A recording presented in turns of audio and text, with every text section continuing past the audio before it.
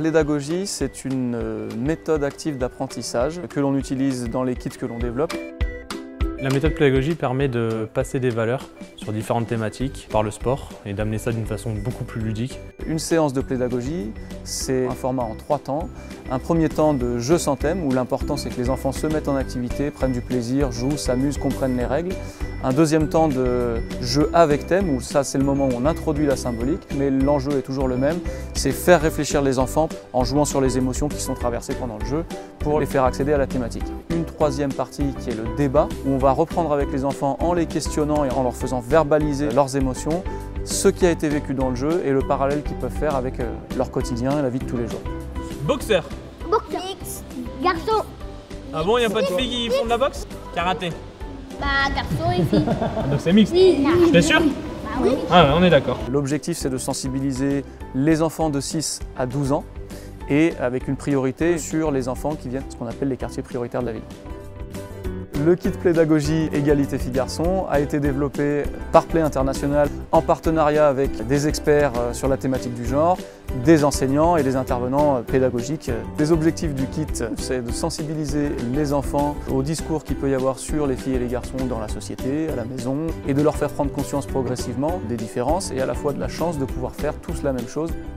C'est pas parce qu'il y a des garçons qui vont faire de la gym qu'on doit se moquer d'eux. C'est pas parce que je suis une fille que j'ai pas le droit de jouer au foot. Les filles et les garçons, ils peuvent faire la même chose, le même travail. Et on voit qu'il y a des évolutions au fil du temps. On va s'apercevoir que pour différentes activités, les enfants vont venir chercher le sexe opposé en essayant des fois de les valoriser.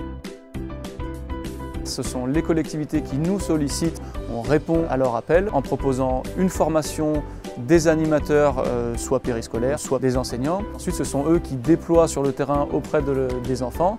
Les questions que je vais poser aux enfants, les réponses que j'attends, comment j'imagine de construire un petit peu mon débat. Au niveau des symboles, il faut tout de suite déjà cibler sur des choses qui vont leur parler. À la limite, on peut même leur faire mettre leur métier à eux.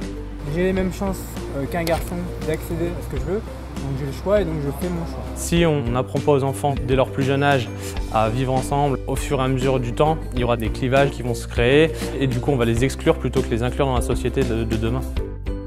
La question des stéréotypes, elle est quotidienne. Il faut, nous, maires, nous dans les collectivités territoriales, avoir des actions locales qui permettent de casser ces stéréotypes. Les maires sont au cœur d'un réseau très dense, très riche et qu'ils peuvent organiser ce genre d'action avec les associations, avec l'éducation nationale. Il est important que les équipes municipales soient au fait de cette thématique, de cette problématique et soient en capacité d'animer. Et pour animer, il faut être informé et formé. Depuis 2014, il y a 350 animateurs qui ont été formés et plus de 9000 enfants qui ont vécu des séances de pédagogie. C'est un merveilleux outil parce que les jeunes tout de suite sont réceptifs. Informer les jeunes femmes et leur dire qu'elles peuvent faire autant de la danse que du karaté, c'est aussi une manière de penser qu'il y a une égalité entre les garçons et elles et que tout est possible.